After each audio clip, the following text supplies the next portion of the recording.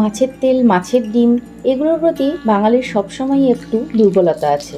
মাঝে সাঝে এরকম মুচমুচে মাছের তেলের বড়া হলে তা দিয়েই এক থালা ভাত খাওয়া হয়ে যায়, আর সাথে একটা কাঁচা লঙ্কা। তবে মাছের তেলটা হতে হবে একদম টাটকা, ধবধবে সাদা, আর তেলের পিত্তটা যেন অক্ষত থাকে। পিত্ত গলে গেলে পুরো তেলটাই তেতো হয়ে যাবে, কোনোভাবে ম্যানেজও করা যাবে না, আর খাওয়াও যাবে না, সোজা ডাস্টবিনে। তাই বাজার থেকে মাছের তেল কেনার সময় এই জিনিসগুলো খুব ভালো করে দেখে কিনতে হবে। আমি এখানে 250 গ্রাম মাছের তেল নিয়েছি। খুব আলতো হাতে তেলগুলো ধুয়ে তারপর এরকম ছোট ছোট টুকরো করে কেটে নিতে হবে। যখনই বাজারে যাই মাছের দোকানগুলোতে একটু উকিঝুঁকি মারি এরকম সাদা ধবধবে মাছের তেলের খোঁজে। এবার বেশ অনেকটা পেঁয়াজ স্লাইস করে কেটে নেব। আমি এখানে 4টে মিডিয়াম সাইজের পেঁয়াজ নিয়েছি। অনেকে আদা কুচি, রসুন কুচি, ধনেপাতা কুচি এসব দেয়, আমার ওসব ছাড়াই ভালো লাগে। আর লাগবে 5-6টা কাঁচা লঙ্কা কুচি। মাছের তেলের বড়া একটু ঝাল ঝাল না হলে খেতে ভালো লাগে না। এবার মাছের তেলগুলো একটা মিক্সিং বলে নিয়ে তার মধ্যে পেঁয়াজ কুচি, লঙ্কা কুচি আর 2 চা চামচ নুন দিয়ে মেখে কিছুক্ষণ রেখে দিতে হবে। নুন দেওয়াতে পেঁয়াজ থেকে কিছুক্ষণের মধ্যেই জল ছাড়তে থাকবে, আর তাতেই মিশ্রণটা মাখা হয়ে যাবে, আলাদা করে জল দিতে হবে না। এবার 100 গ্রাম ময়দা মিশিয়ে সব একসাথে মেখে নিতে হবে।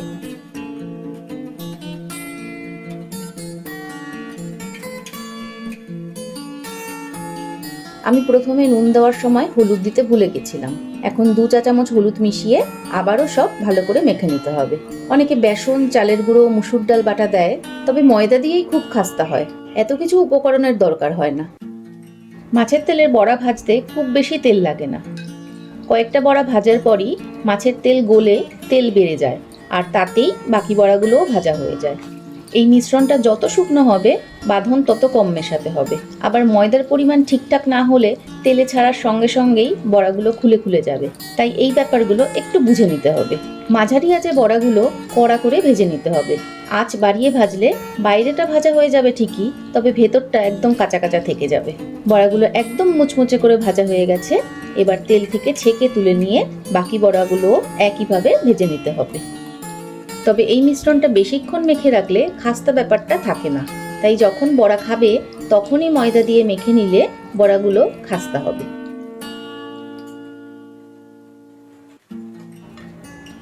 দেখো বড়াগুলো খুলে খুলে যায়নি। এইভাবে একবার বানিয়ে খেও, খুব ভালো লাগবে।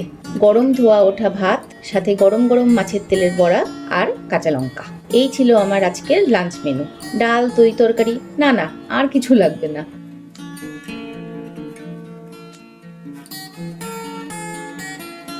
রেসিপিটা ভালো লাগলে লাইক, কমেন্ট ও শেয়ার করো, আর আমার চ্যানেলটা প্লিজ সাবস্ক্রাইব করে পাশে থেকো। আবার দেখা হচ্ছে নতুন কোনো রেসিপি নিয়ে পরের ভিডিওতে। সবাই ভালো থেকো।